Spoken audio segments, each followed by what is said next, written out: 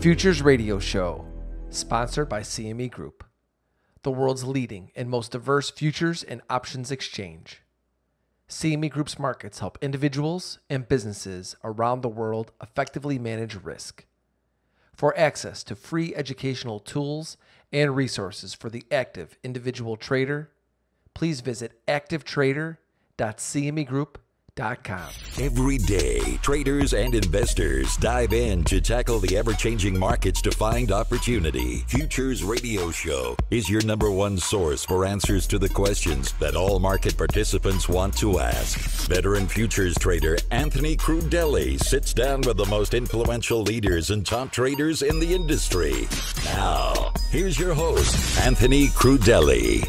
Hey everybody, thanks for tuning in for this episode with Ed Latimore. Remember, new shows are posted every Monday and Thursday. You can subscribe to our show on iTunes and YouTube. If you're enjoying the show, please leave a review on iTunes. Before I play today's interview for you, I want to give a shout out to the great sponsors of Futures Radio Show: CME Group, Trading Technologies, RJO Futures, and Top Step Trader. To learn more about these sponsors and the important things they are doing for futures traders, be sure to click on their logos on our website. Now, today I spoke with Ed Latimore, heavyweight boxer, BA in physics, author, and speaker. Now, I bet many of you are wondering, why am I having a boxer on the show? Well, it's because I believe that traders and boxers actually have a lot in common, and I go over a lot of those commonalities in today's show with Ed. We talked about how a boxer develops their own style and strategy. We discussed the importance of learning fundamentals first. We talked about boxing coaches versus trading mentors, executing after getting punched in the face, and how to test yourself. Ed shares with us his struggles with alcohol and how he got sober. We discussed how Ed maintains a positive attitude and always keeps an open mind.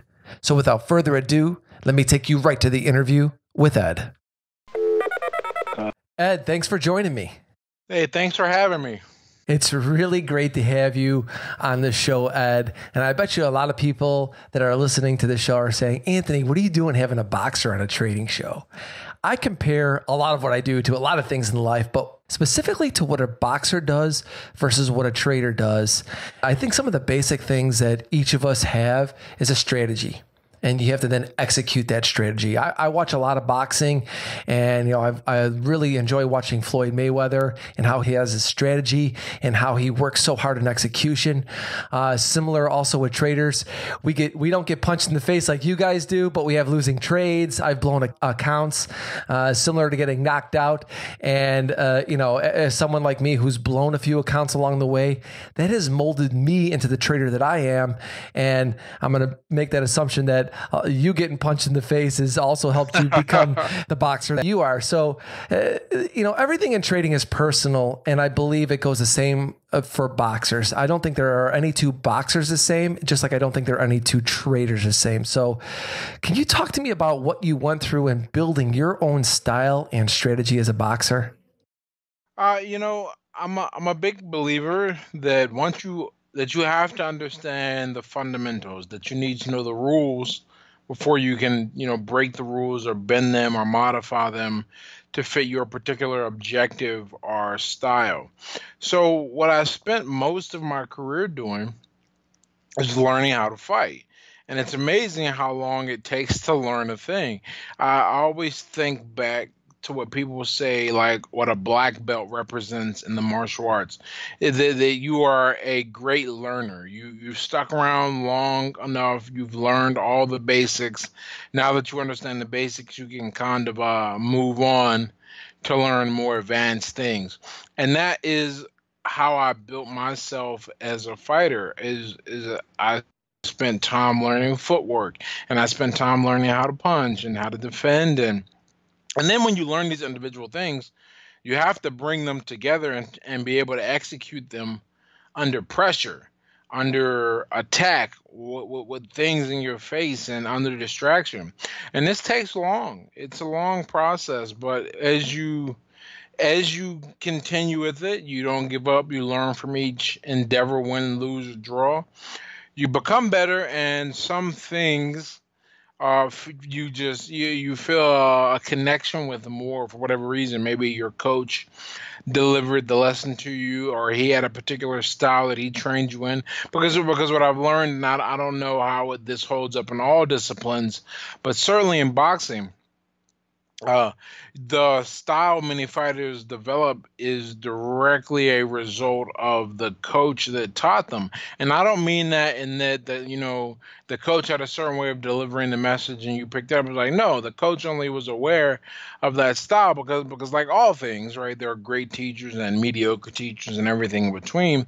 And I think a mediocre teacher or even an average one doesn't realize that a foundation is more important than a particular style, because if you have a good foundation, you can get yourself out of a lot of problems, and you can solve a lot of problems that may not necessarily have a predictated response, but you really are on the fly doing these things and really having a great time, or as great a time as you can when you're dealing with somebody trained who's trying to hurt you and break you down.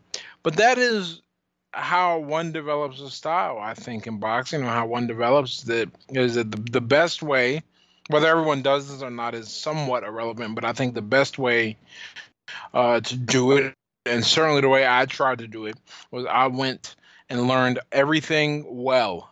And only once I felt like I could do a certain thing, like we'll say in my sleep, for example, that I tried to become creative or technically deviant, aka stylistically expressive. A lot of things. I think how this is similar to trading, and the first thing you said was learn the fundamentals. To me, takes me back to the beginning of my career and learning about the basics of trading before you pick your strategy. What are some of the things that you did to study fundamentals? And, did you do that on your own before you got a coach? Oh, it's funny you say that. I mean, for the first few months, maybe the first year of my career, I think I was just watching Mike Tyson videos, right? And this is with a coach, mind you, or at least in an environment with some structure. It wasn't until someone said, your footwork is really terrible, and I didn't even know what that meant, right? That's how much of an expert I was. That my first experience really sitting and breaking down a fundamental movement was with a coach named Chris Williams, and he looked and he said, "Your footwork is just—I mean, you no wonder you're having trouble. You can't do anything. You're never going to be in balance or in position." So we started. I mean, this must have went on. I remember it was cold in the gym, so it was probably in the winter.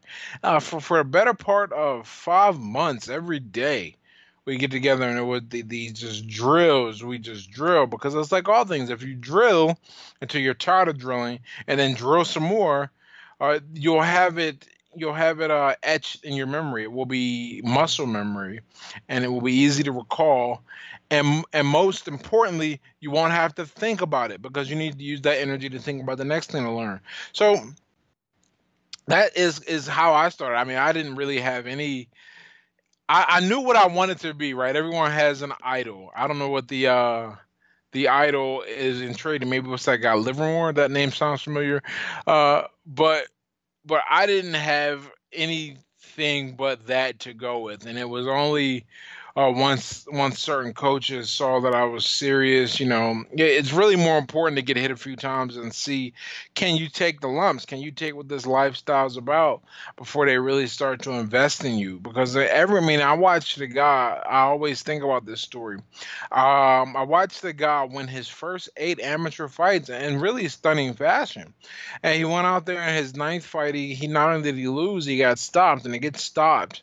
aka TKO, in amateur boxing, not in the heavyweight rank, is relatively rare. But he was not a heavyweight, and this happened to him, and he decided that boxing was no longer for him. That's an example of a guy who didn't have what it takes to progress in the sport. I don't even want to say good, but there's just it's a painful sport, and if you can't endure that pain, what good is wasting all this time, developing your technical abilities? I didn't get this technical education in footwork. I had lost a few fights by that time I had been hurt. So pretty much everyone knew I was game to fight and would be in there. So that's how that happened. I want to talk more about coaches, and for us, that's mentors. I think that education in our industry is so important for the growth of our industry. But one thing that I see is that a lot of traders that are successful try to teach other traders the exact same method that they were successful with. So I go back to you as a coach with your coaches. Did they allow you to be yourself when they were training you? Did they look at your strengths and weaknesses and help develop a strategy based upon that? Or did they try and teach you what they thought was a successful strategy? So I'm really fortunate, man. You really picked a cool boxer to ask this question to, because not many boxers will have had as many coaches as I had because of a unique situation, or really opportunity that presented itself to me as an amateur. So, I've probably had or been around, had coached directly myself, 6 or 7 guys, and been around at least a dozen. What I would say is that most coaches do try to mold you into a certain way, and if you can't pick it up, you're the problem. Now, I've had also other coaches that are excellent teachers, and this is really important. When you're an excellent teacher, you can get away with this without many people knowing or noticing. Because after all, you do have success translating your method to them or transmuting it, and then the fighter should have success if the coach is worth his salt, knows what he's doing, and you can really build some great systems out there. But I've had maybe one coach. I mean, my longest coach, who really went. No, that's not true. I would say 2 coaches, who one recognized my strength and really played and built around that. Another took the approach that I'm speaking of now, and then we developed and built what worked for me, which is he looked at where I was, after we built fundamentals, we looked at where I was strongest and said, okay, this is where you need to be. This is what you need to do. I want to talk about getting punched in the face and how you react to that. And I said at the beginning that that's like us losing a lot of money or blowing an account. And what we do from that moment going forward, I think, is what defines us as traders. Because for us as traders, we're all most likely going to have a big loss or blow an account at the beginning of our career. And it's just something that we've accepted. Just like a boxer goes into a fight and is most likely going to get punched really hard in the face.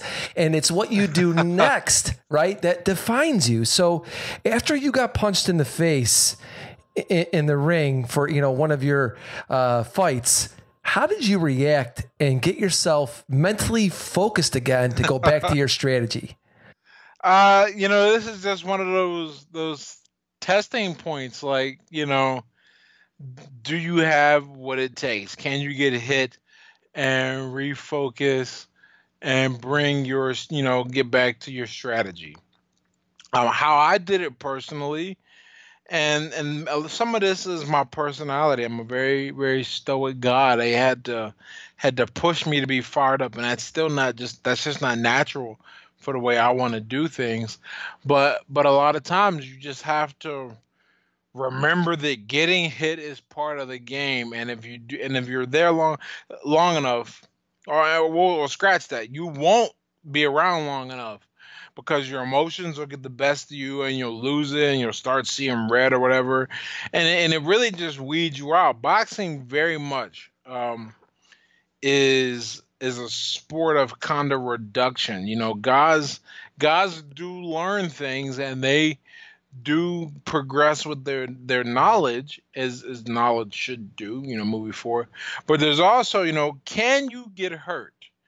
Can you manage your adrenaline under fire? Can you think and take the information in that your coach is giving you in the corner when you're in an arena full of 1,000 people? There are these things that are very, I don't want to say impossible, because I don't think anything is impossible to teach. I think some people have a much steeper learning curve than others, but I don't think anything is impossible to teach.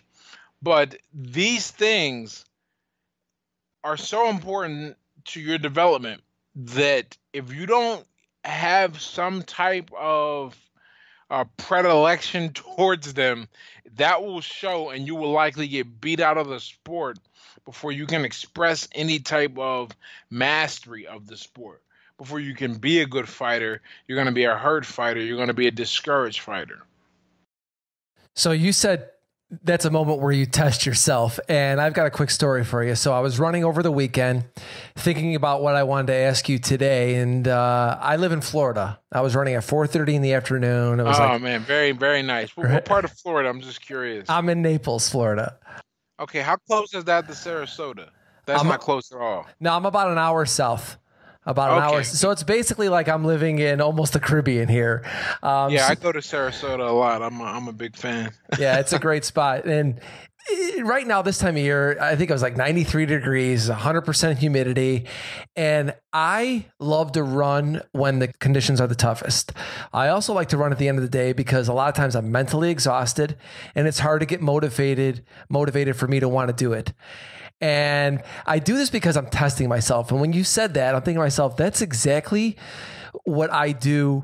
Obviously, you were in the ring and it was live, but prior to that, I'm sure you tested yourself in the ring and to see how you would react in a weak moment, right? And for futures traders, for all traders for that matter, we have weak moments when we're down our limits, trading bigger than we should be, just breaking our rules that we know we shouldn't be doing.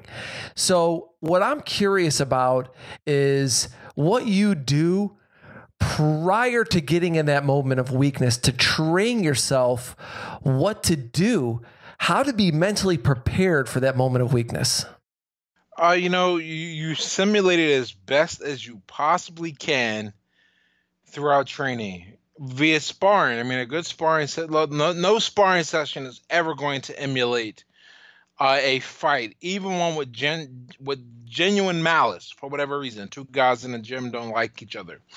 It doesn't emulate being underneath the lights, elevated above the arena. A ref read it as more. The referee's not your friend. He's in there really for two reasons: to make sure you don't get hurt to the point where they're going to sue, because because the rules aren't followed, and to make the fight continue. So you don't have these things during sparring, but you can get very close, and you can just keep pushing and training, and that's what training's for. Is so much for like how you build that up even further to you get in as many different situations as you can. That's why, and you get in these situations on the fight, but you don't want to lose the fight when you get into these situations, but you want to be developed. So we call in boxing, you're developing a fighter. You're putting them in with tougher and tougher competition each time. Competition he should win. Now, there are all kinds of opinions about this, but the sport is what it is now. And now, a guy with some money and some backing, they're going to make sure they develop that fighter, because, you get money and backing after you've proven yourself in any number of ways, whether that be with a stellar amateur career or an upset over someone as a professional who you weren't supposed to beat, but you went out there and did beat. So you get this support. And this support helps you. It puts you in the ring. They go, okay, this guy, he's good with this, and this. He's not so good with that. He's going to be a tough test, but our guy should beat him. And you just keep getting these tests until you ideally make it to the point where you're fighting for some type of title. But the test, that's really a cool thing about boxing, in my opinion, is that you can prepare. But that preparation, it's just not. Even though I'll give you a really basic example of how it's just not the same as being in a live fight. In sparring, they call them sparring gloves. Sparring gloves, they're not going to be any bigger than, or smaller, I should say, smaller than like 14 ounces. And that's like if you're in there with like some real killers. Usually sparring gloves are 16 ounces and you don't have a full professional hand wrap on, which is effectively a cast. In a fight, though, and so as a result, you don't hit as hard and you don't get hit as hard. So there's no way to really prepare for like what that impact is like when you have full fight gloves on, which are only 10 ounces. That 10 ounces is distributed in your wrist, so there's just more exposure for your fist, or less of a barrier between your fist and the object you're hitting, the face, a body, a rib, whatever. And then the wrap that you put on for a fight. I mean, yeah, they have rules to make sure it's not like a full blown cast. But nah, man, this is dangerous. I mean, it's very dangerous. We don't even call it a sport, really. We call it a hurt business. So that's where that preparation comes in, is that you just try and get as close to the conditions as you possibly can, and hopefully you get to get a slower and slower introduction to the big time. Yeah, that reminds me a lot of what traders do while they're in simulation mode versus live. You can't replace that adrenaline that goes on during a live time when you're risking real money. I want to take this a little bit more to current day with you.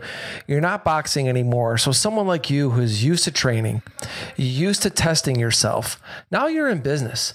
Like for me, that's why I go out on those runs during those times. Like I want to be in a weak moment to see if I could follow through finishing the run. If I'm too tired, how am I feeling at that moment to push through? I also do a lot of meditation now to just to help me in real life situations. Are you doing anything these days to test yourself? Oh, absolutely. I'm of the opinion that people like us, it's innate. I mean, obviously, I think anybody with the proper training can be made to do a thing. Now, whether they can get into the top 20% or 10%, that is where the limits of this thing called talent is, and whether it decides. But I think the people who tend to be successful at this kind of stuff, this high pressure, all or nothing, there really is no second place kind of deal. I don't think that ever goes away. All right, I think that's just part of our personalities. So for me right now, I don't have that outlet anymore in terms of a physical space. So what I've started to do, I've really got into competitive chess, very heavily. I got an official rating now that's climbing, and I play on the team for my city on fourth board, and I'm getting better and better, and it's really fun to push myself mentally. And I had a choice. I looked and I said, okay, I can do chess or I can do Brazilian Jiu-Jitsu. And I said, I know myself. I'm not going to just do a little Brazilian Jiu-Jitsu. We're pretty much going to go full time like we did with boxing and see how far we can get. And I didn't want that kind of burden because I'm trying to do other things in my life right now. But I knew that's what I will be walking into. So I went along with like competitive over the board chess, and I'm having a great time with that. As far as the training, for my body though, I still got to find ways to push, because there's just not. You can't replace boxing training with anything else. There's nothing like it. That's why boxing exercise is like such a big the rave now, because done properly. I mean, look, I was easily burning 3,000 calories a day. I mean, I could eat. And I was doing this. I mean, I'm ashamed to say, I could eat a whole box of Ritz crackers and lose weight throughout the week. I was working that hard.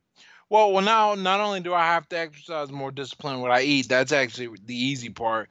The hard part is working that hard, because it just doesn't feel useful if I go do the kind of workout that I need to do. Doesn't feel like a workout, because I'm so used to the past 11 years, everything is just crazy runs, and so I think that's why I'm drawn to like chess, is that it's even more objective, and it's still a bit of a battlefield. And while my workouts, I have to make them challenging, because to be normal, to do what other people would do, even though it would work, is not satisfying to me. There's also the element of standing out that I think if you don't have it when you go into boxing, you will have it if you stick around for any reasonable amount of time, because that's one of the things that happens. You end up, even at a local level, as the focus of attention. Something that I think that traders and athletes also have in common are the struggles that they go through to achieve success. But I think not talked about nearly enough is the struggles in sustaining success. For me, I've learned that sustaining success as a trader was actually harder for me mentally than achieving success. For me, once I had some success as a trader, made a little bit of money, got a little comfortable, all of a sudden I was losing again. I made many, many mistakes and found out really the hard way that I had to adapt even after I had figured out my strategy. So did you find in your career as a boxer and even after boxing now in business that sustaining success is just as hard or even harder than achieving success? In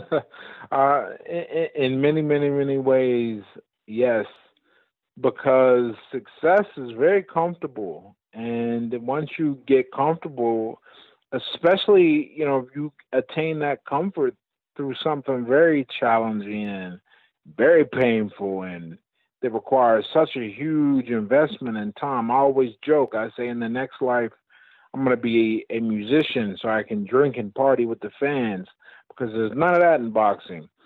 When you, and I really think anyone who wants to perform at the top level in their respective skill or ability, they don't want any distraction either. So you really got to zero in and focus. So you focus and you push so hard and you finally have a breakthrough and you're like, man, I want to enjoy some of this. The problem is you can't enjoy some of it because that is what the people who are unsuccessful do. You're successful because you've done all of this.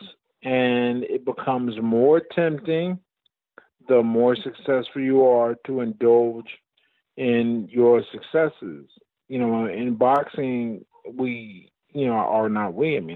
worked very hard and I had some great breaks. One as an amateur, I got to train in Los Angeles with a paid sponsor. And then as a professional, I got a promotion contract relatively early in my career. And with the promotion contract, I didn't feel as complacent. I'll say that. But with the amateur contract, I was like, wow. Once I felt like I was in and I had made it, I started drinking even heavier, and I didn't really know anybody in LA to party with. But I wanted to just relax. I wanted to spend all my time kind of hanging out in this apartment.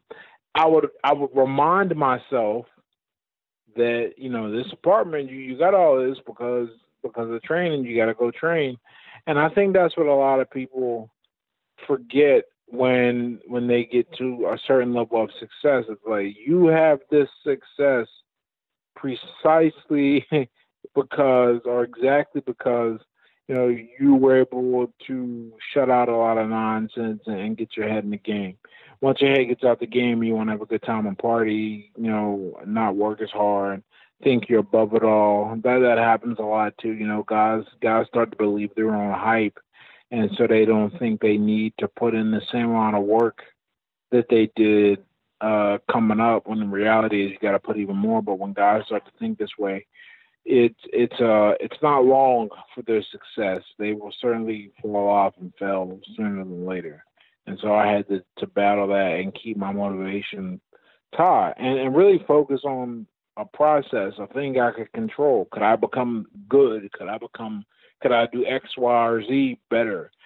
Because if first of all, in boxing, there wasn't even that much money, but the little bit I had, it was certainly an elevation from where I was.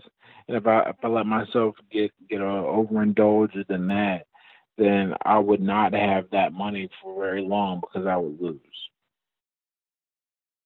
You went through a struggle with alcohol. You're sober now. And I personally have known many traders over the years that suffer from alcohol abuse.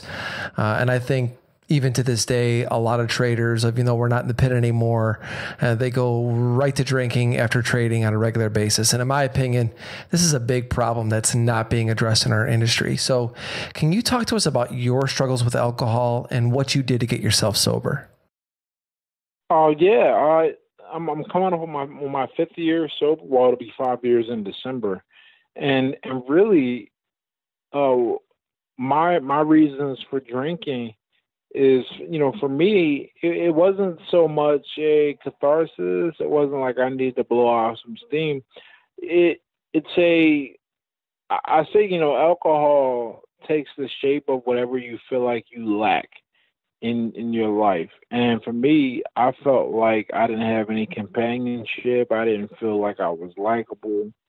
Um, I had to find a way to make people like me. So I figured if I drank a lot, and really it made me just feel likable. It took the pressure off of me to interact socially, because I could always, just say I'm having a drink, and I was able to lean on that, just find other drinkers, and pretty soon, you do a thing to get in a, you have an action to get some kind of reaction. I drink to feel better, but after a while, in a very Pavlovian sort of way, you can't tell the difference anymore. Now, now you are drinking to get to feel good, or do you only feel good when you drink? I couldn't tell, and really it just took over my life, and everything was about, if there wasn't alcohol, I didn't want anything to do with it, whether it was a social obligation or a familial one. I wanted everything to be about alcohol. I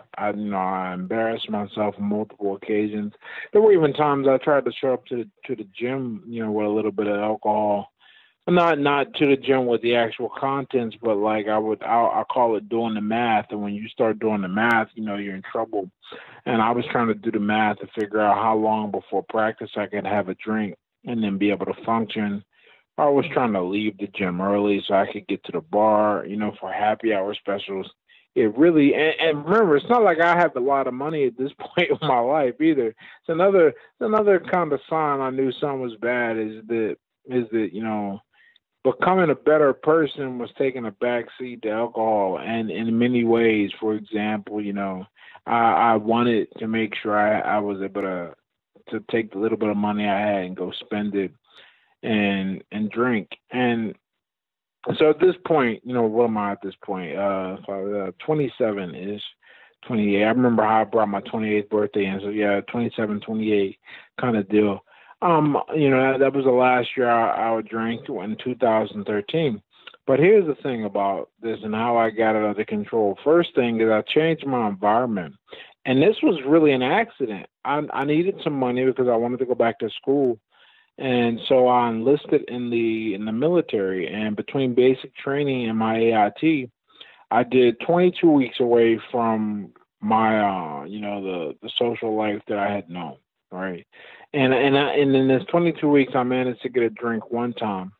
We snuck off base and went to a movie, and then at the movie we poured some alcohol and drinks and stuff. And I remember when I got back, I went out and partied one time with my friends when I got back, and I said, I just weighed it all out. I was like, I got something to live for now, really, and that's weird to even put it that way, but it's true. I felt like I had something to live for beyond myself. I'm like, all right, so I'm trying to finish school. I'm in the military now. I just met this cool girl, and I'm trying to, develop my boxing career. And I wanted all of these things to work out. At the very least, I was going to push them as far as they could go, and I didn't want any excuse for them failing. At least no excuse that could be, attributed to like something I could have easily not done, which is drink.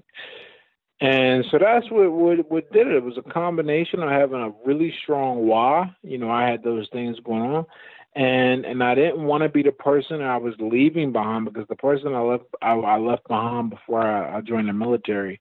And anyone listening, I don't want to paint the picture like the military whipped me into shape. What the military did for me, certainly in basic training, is it left me alone with my thoughts for the first time, maybe. At least as an adult, for sure. I can't remember if for a kid, at all. But it left me alone with my thoughts, and I was able to really reflect on where my life was going and how I felt and why I did certain things.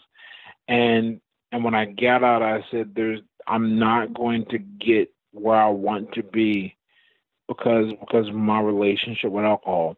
So now I tell people, I go, look, man, as far as I'm concerned, I have forfeited the right to alcohol in this life, because I can't even imagine going back. Now I've made not drinking cool in this weird way.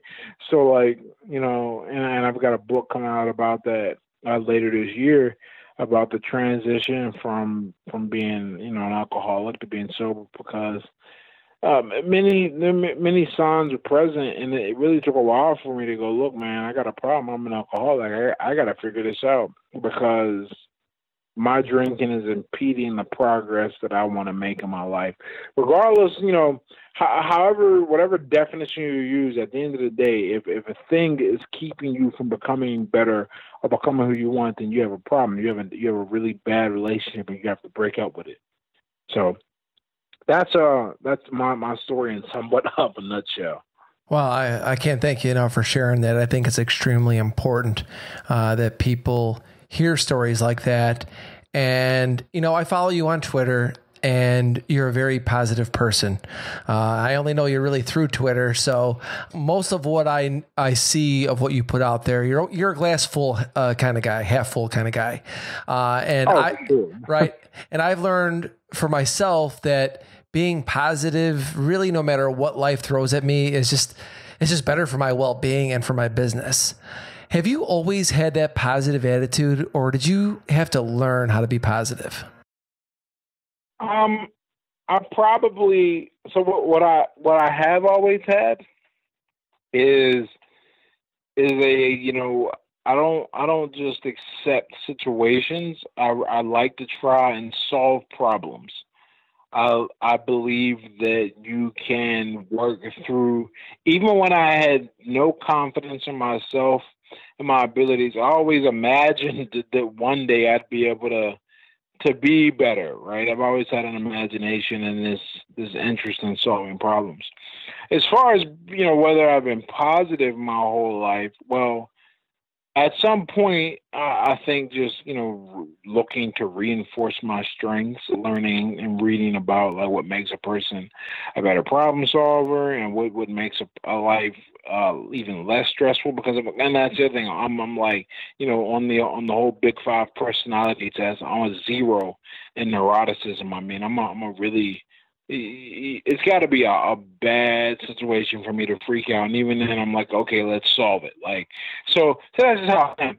I learned that you can be even better at that with a positive attitude. And then like on top of that, I mean, I'm so grateful. A lot of times I just walk around and I look at the position my life is in, and I know where it was, and I remember where I was born, and I think about all of these things. And I go, man, I'm just super grateful to be here, right? I can't even imagine, like one of the things I'm big at talking to people about on Twitter is, don't waste your time arguing with people and fighting and whatever. Because me personally, I mean, I'm so grateful to be here. I'm like, why would I waste this precious time arguing and trolling on social media? An invention is just beautiful. I want to use it to add some more beauty to my life. I was talking to a friend of mine I had lunch with before we got on the call, and we were talking about the whole situation with Brett Kavanaugh. And in my perspective, I don't care, who did it or didn't do it or what. I'm just like, look, man, how is me caring about this going to make my life better? I got 80 years, maybe 90 on this planet if I'm lucky. And why would I waste any moment really devoting a lot of energy to this? And this is, my whole perspective about many things in the media comes from. As I look and I go, look, man, I have 80, maybe 90 years, and I really don't want to waste any time. I wasted enough time in my 20s, chasing booze. I'm trying to like make the most of every day and not let anything kind of take up residence in my mind that I'll have to devote energy towards. And devoting energy will cost me time, and it will cost me enjoyment. So that's where my whole positive mentality comes from. I feel like it's just a more efficient way to live. Yeah, I want to stay on a lot of the things you do on Twitter, and something you talk a lot about, and you just briefly mentioned it, is the inability for people in our society to have rational discussions, agree or disagree. I see so much more of that. I primarily am on Twitter for financial Twitter, FinTwit, and it's just amazing how people take every single thing so personally now, and they can't have a rational discussion. And you talk a lot about this, and you're a big advocate for having an open mind. Talk to us a little bit about that. Well, that's the only way I can learn. I mean, I'm only here. We're only having this conversation because somewhere along my life, or rather multiple times, but really, if we want to look at one action that I think has made the biggest difference, is that I continue to learn, and when I learn, I try to use that to improve the quality of my life. So it's really important for me. You know, I keep an open mind to the point where, like, to where I just want to hear what other people say. I'm not going to degrade them for their thought processes. You know, as long as I always say, if you lead with respect, you will get respect right back, because we can't have we can't claim to be adults and have conversations if we can't even, you know, have doing with basic human decency. And also, man, I think a lot of people forget there's a human on the other side of that screen, whether that's an avatar. You know, there's a person typing it. I never forget that. You know, and I try and treat that person as if we were standing face to face. And I think that's one of the great benefits anyway of not being any kind of anonymous and having a relatively large platform on social media, is that, you know, I could be a right, and then I have to do it, possibly running into people or whatever. And I always say, you know, it would crush me if somebody who I spend money on turns out to be an a-hole to me or whatever, right? I don't need that. So I never want people to feel like I'm like I'm a negative source of energy. You know, that's just not good. And one of the best ways to prevent that is to approach every person as if they can teach you something. At the very least, you're wrong, right? Our worst case scenario, you're wrong. They can teach you nothing, and the conversation ends. But look, if you start arguing with fools, man, somebody who walks by, they can't tell the difference between who's the fool and who was the one that got instigated with. You know, that was the point I made to my buddy today. I'm like, look, I'm not going to get into any of these debates, because one, I understand that these debates are not nuanced conversations. They're not rational discussions. They're between people who have decided that their interpretation and reasoning or a way of seeing the events is correct and yours is wrong, and there's no middle ground. It's all absolutes. So if I get into any of these discussions, no matter what side, if I get into anyone, I take them seriously, because I understand how each person is entering the discussion with mindset. Then what does that make me? No matter how intelligent I approach it, right? That makes me a fool, you know. No matter how good of a driver you are, man. If you got wheels with no tread, good luck on a wet road. You know, that's how it is. You know, the road is wet out here, and nobody's got no one's got a mind with some tread on it. That's the thing. I'm not trying to get involved in any of this. I just want to I want to use this to help. That's all. And I really believe this is going to be a really weird thing to say, but I don't have another way to put it, because of my the little bit of mysticism and things of that nature I've studied. I really feel like, you know, the internet and Twitter, man, they're like gifts from the gods, man. They want to see what they're going to do with this. Are they going to destroy each other? Or are they going to, you know, come together? You ever see the movie Arrival? It's one of my favorite movies. And the whole premise is that these aliens show up and they put these like spaceships in different places around the world, and they have a special language. And if you figure it out, now they don't know this, but if you figure it out, you know, it gives you the ability to to move backwards and forwards through time as if it's like a regular dimension.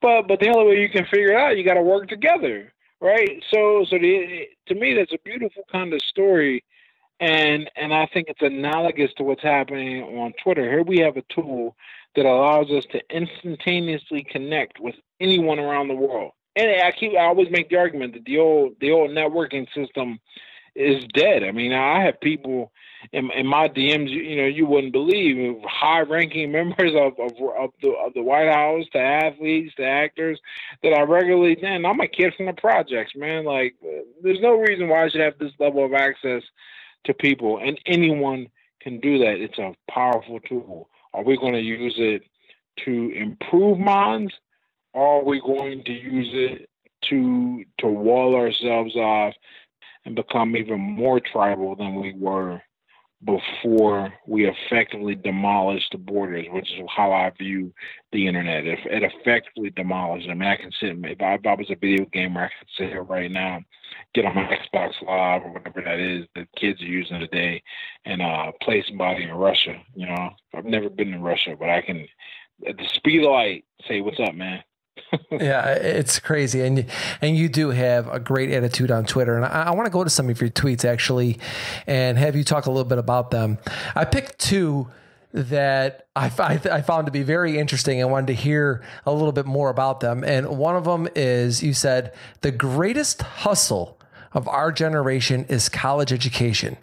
It has managed to increase in cost while decreasing in value. Oh yeah, and remember, I'm a guy with a freaking who went back to school and got a degree in physics, which is no slouch subject, man. That's a hard degree to get. And here's my opinion of college. And some people got it, some people didn't, some people read it in their own bias for or against. The bottom line is this: if everyone has a college degree, then a college degree is just worth less. That's not anything magical. Remember, there was a time in this country where having a college degree pretty much guaranteed you, at the very least, a middle-class lifestyle. It was just not too bad, right? But that's because most people didn't have college degrees. It was a rare thing. Gone are the days where it was, gone are the study whatever you want and you'll get a job, days. And that's cool, right? I'm a big fan personally of more people needing actual skills as opposed to just certification. The issue is, and this is why where that tweet comes from, the issue is that the cost of university in this country has skyrocketed. You can't. I remember. I think it was my dad. One time we were kids talking about how he worked through college. If my dad was alive today, I would make fun of him for that statement. I'm like, good luck trying to work and pay this off. It's insane. People with full-time salaries, because they let you defer the loans, right? Can't pay it off. What do you think a kid who can work, maybe 10 hours a week can do? So really, that's where that comes from. I mean, now literally having a degree overall is just worth less. Obviously, there are still some undergraduate degrees which are which is really valuable. I mean, anything, not all STEM. I think the T and the E of STEM, the technical and the engineering, they're very valuable. And professional degrees, MD, JD, things of that nature, are very valuable as well. But most of the other ones, those, and that drags the value of the whole institute of college way down. You can't have a few things that are worth like $80,000 and you can only get those jobs with prior education in that field, and then a bunch of other things that pretty much guarantee you a $12 an hour job as a barista. It's not good for the economy, especially when it costs so much to get. The next tweet I want to talk about is where you said, before you can make any meaningful changes in your life, you have to believe that you're capable of such a transformation. Sadly, too many people have accepted that they are forever doomed to be subpar and mediocre. This is not true, but only if you believe it. Oh man, that's heart, man. I mean, I wrote it obviously, but like it just it really just it speaks to. So I see a lot of people, right? Okay, so I'll just use myself, my surroundings, as an example. I am not the same person I was at 27. Not even close. There is not a single metric in my life that says this is the same guy that basically had no real future unless he became a great boxer. No, that guy's dead. And over the course of 5 or 6 years, in his place is who I am now, a completely different person. I don't see many people make such a transformation, for better or worse. It's just wherever they get stuck is where they get stuck. And I think what happens, because change is just such an energy intensive or extensive process. I mean, you really have to put a lot into changing who you are. I mean, I'll tell you firsthand, it was not easy, but it was worth it. But I think many people look at it and go, oh, well, it's not easy and it's not worth it. How much more difficult or how much better can my life can be? And the answer is a hell of a lot better, especially the lower you get. But if you don't believe that, why would you even change? And this is not just monetary. I mean, this is everything from the quality of the relationships you have to your health. You can be whatever you want to be. Now, whether you'll be great at that is, that's the detail-oriented person in me. But you can be whatever you want to be, and it really just takes some time. But if you don't believe you can do it, if you don't believe you can change, you're not going to try. I'll tell you, I just posted this picture on Facebook. I got my high school grades because I wanted to make a point for a presentation, and the point I was making is that I barely graduated high school. And I was a horrible math student, right? I had no confidence in my ability to learn math. But when I said, okay, I'm going to go back to school because I don't have any earning prospects, and I don't want that to be my life. I looked online and I said, okay, what are the best jobs? They all had math. Looks like I got to get good at math. So for almost a year before I left for the military, and then after, I just continued doing problems, and I said, I'm going to prove to myself I can learn this. I'm just going to keep putting the work in, and it paid off. It paid off because not only did I get the physics degree, now I have the best side job in the world. I go tutor, 4 to 6 hours, well, not a day, more like 10 to 15 hours a week. I get to tutor for $50 an hour and the high school students in physics and calculus and all these things but most people, not only if they're good enough at it, they don't have the personality to really engage a person. And I'm fortunate that I got to be put in that position, but I got to be put in that position because I didn't accept that I had a D average in mathematics in high school. I didn't accept that. I didn't believe that was who I was. Just like when I was 22 and I decided to box, I didn't accept that was too old to start boxing.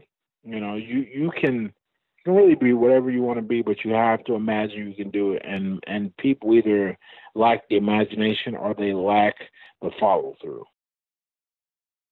Last question before we go on to rapid fire. On Twitter, you've talked about FinTwit and traders in a positive manner. What do you think the public can learn from traders to add more meaning and success to their lives?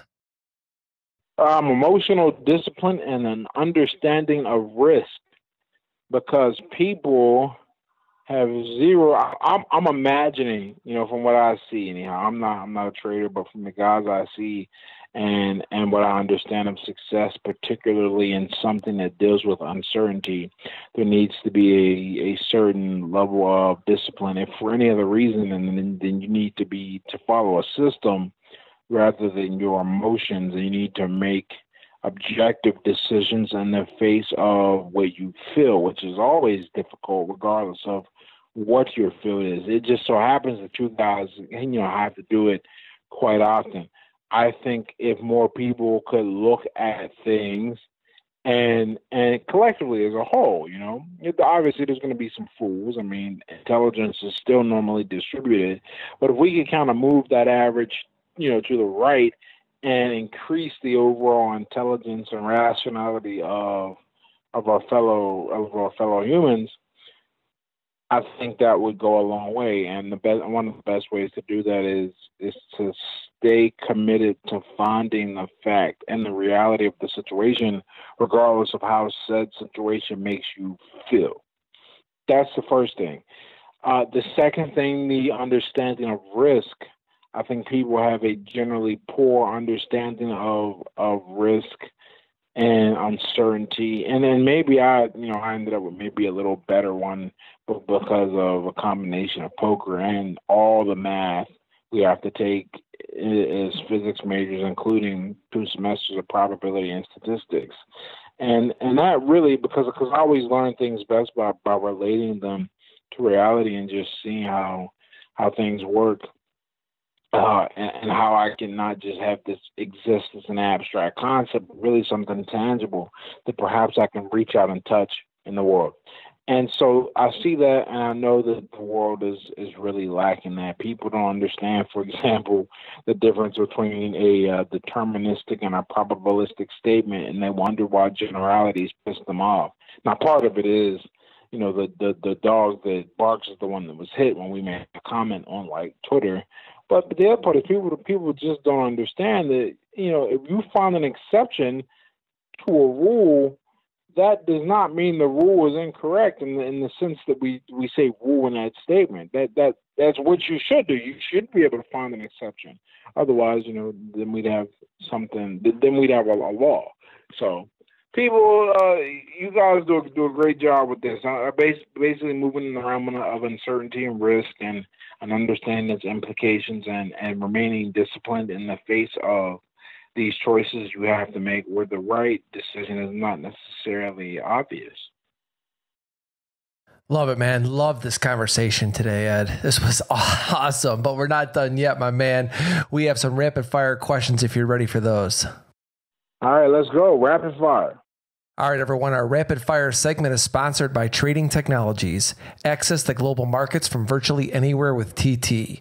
They are the world's fastest commercially available futures trading platform. And now you can trade cryptocurrency spot and derivative markets side by side. For more information, please visit tradingtechnologies.com. Ed, first question. Who has influenced your life the most and why? Oh, man, the most. Oh, that's a good question. I'm going to say people from no one in particular, but a lot of people I've grown up around. As a kid, the really bad influences who I didn't want to be, and then as a young adult, some of the better influences that I got to see, I wanted to be like. I can't think of any one human where I'm like, you greatly influenced me. I really like Richard Furman, though. He's a great. If I'm gonna go like who, at least recently, the way he prides himself on being able to understand and explain things to people, I want to be that way. I want to be a good teacher. Is boxing, poker, or chess the best analogy for life? I think they all have their place. If I had to lean on one and one analogy only, I would. But chess is out.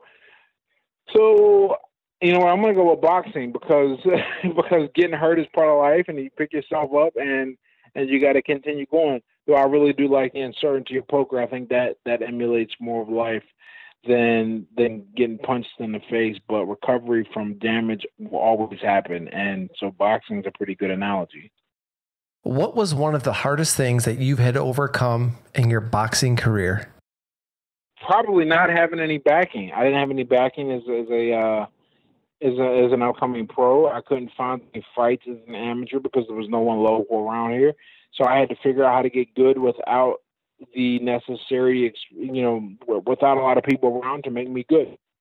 And I also had to drive a car that couldn't, that wasn't inspected and it didn't have insurance. I was really, driving dirty, as they say, but it was because I wanted to train with the best coach around, and it really paid off. How has your daily routine evolved over the years? Now I'm a much bigger advocate of sleep. Before, especially over the past 5 years, I had kind of prided myself on being an early riser and also being able to stay up late. Now I think if I don't now I think those are not good habits for health. So I'm a big fan of sleep. I'm a big fan of cooking my own meals, and I don't watch almost any television. I try to watch I try to listen to a lot of good music. I don't listen to the radio either. That's another thing that's really changed. I listen to classical music or podcast. What is one attribute that you believe every athlete, chess player, trader, or poker player should have? Grit. I think grit is the word for it. You pretty much gotta take your lumps and keep moving forward. They say 90% of success is showing up. The way I've interpreted that is if you can keep getting up and keep making it through, you're going to be all right. And the people who don't do that, those aren't going to be your competition. They're going to drop off, and you're going to be left only with the top few people, and you're really going to have a lot of success if you can just keep showing up. Favorite book you've read lately? Lately, I haven't read that much. Oh, no, I have. My favorite book lately, Skin in the Game by Nassim Taleb. What's the best piece of advice you've received about being a boxer? A good friend of mine said if you put down you should put down the bottle for like the rest of your career and see how far you can go. And I ended up taking that advice, and now I never want to pick it up again. If you could go back in time and give the younger you a piece of advice, what would it be? Don't drink would be the number one. Last question for today, Ed. What's your favorite thing to do when you're not working? I love watching movies. I got the whole Cinemark. I have the Cinemark movie pass, man. I'll probably go to the theater once a week. I got all the streaming. I have a Fire Stick we just got. But I don't sit around watching it. I mean, that's literally it. That's my unwind, man. I like movies. The only hobby I have is movies. Everything else has a competitive element to it. There's something said about going to the theater. I don't think a lot of young people enjoy it the way that we did when we were younger. I mean, for me, it was like, well, that's all we did. And we used to love to go to the show. I think nowadays with Amazon and Netflix, it's taken away from that whole experience. Oh, yeah, man. I love popcorn, and it's fun. I'm a big fan. I try to go once a week. Ed, where can people find you on Twitter, and give us a website to check out? My Twitter is Ed Latimore, just at Ed Latimore, and my website is the same thing, www.edlatimore.com. And those are the places I'm most active. I hope you sign up for my mailing list or follow me on Twitter. Love to have you. I'm the most polite guy on the internet, I like to say. So, everybody, you absolutely have to follow Ed on Twitter. I mean, Ed, it really is an honor to know you, my friend. I want to thank you for coming on Futures Radio Show today and speaking with me. I had a lot of fun. Hey, thanks for having me, even though I'm not your typical guest. Thank you for listening to Futures Radio Show. If you have any questions or comments for myself or my guests, please visit futuresradioshow.com and sign up to be a premium member for free. If you enjoyed the show, don't forget to leave us a review on iTunes.